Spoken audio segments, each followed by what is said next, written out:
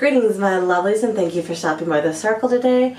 I have something that just touches the warm cockles of my childhood heart, and so I'm going to go into it with a quote. And to every generation there is a chosen one. She alone will have the powers to fight against the vampires, demons, and the forces of darkness. She is the Slayer.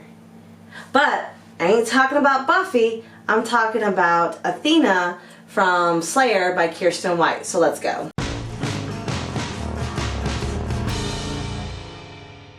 Now this book is your typical young adult. It follows all those little parameters and ticks. You know, you have a young protagonist who discovers they have a magical ability. They fight against it.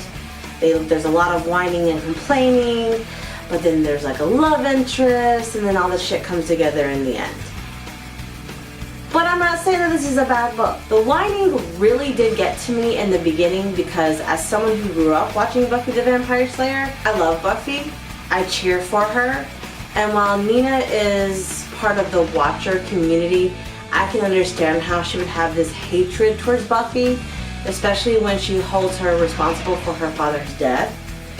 But no one really wants to read a whiny character.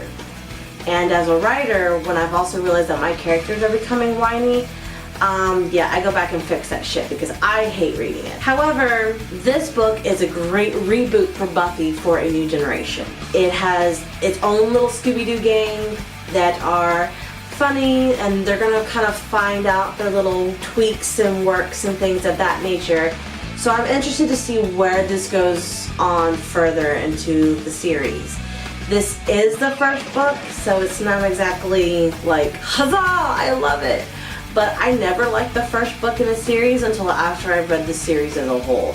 I don't know why that is, but it's happened to me with Percy Jackson and The Hunger Games. Read the first books, didn't care for them, but continued reading the series and eventually fell in love with the first books. I don't know why, I'm kooky dukes that way. So I really don't want to go too much into what's going on because I do try to leave these videos spoiler-esque free. But the basic premise of this book is that you need to remember is that 1, Buffy activated all potential Slayers. And that means that there are a shit ton of Slayers out there in the world. 2, the Watchers are practically extinct. Now the Watchers are responsible for training and guiding and helping the Slayers to do their job. There's just not enough people and they're barely surviving. And 3, Buffy has destroyed the seed of magic. So that means every demon, vampire, or whatever that was on Earth prior to the seed being broken is stuck. All the hell mouths are closed and no one can come up and no one can go really down. So anyone who was like a witch or had magical abilities, that is gone. But that also means that the magic link to the Slayers to create new ones is also gone. So whoever was awoken before the seed was destroyed, that's it.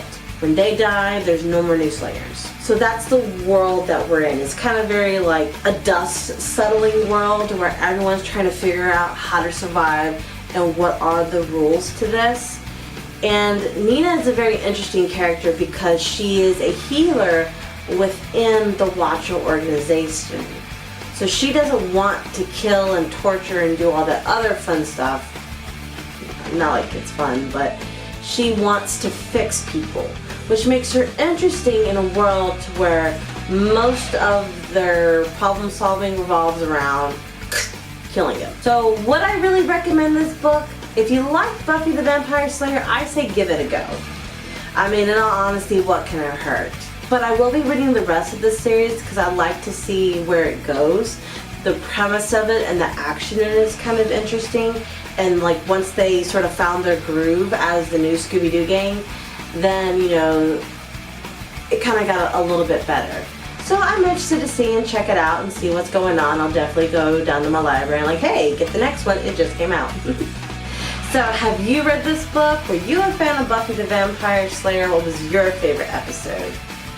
I would probably say my favorite episode is the one where she's in college and Spike gets the chip implanted in his brain where he can't hurt humans, but then he realizes he can beat up demons, and he's like, yes! Yeah, I love that episode every time. Make sure that if you are participating in December, you use this hashtag to get credit for it, as well as marking the books on your bingo card. At the end of the month, or maybe a couple weeks after, so to give everybody a chance to turn everything in, you have to turn in that card with your tiles marked and the books that you have reviewed for, you know, double checking to make sure. So the ways of play are traditional bingo in a row or flush. And for any other information, I have attached Megan Tennant's page with which goes into all that down below. Or you can reach out to me on my various social media platforms and I will answer any questions I can as best I can. So I hope you have a good rest of your week, and I will see you all later on the circle. Bye!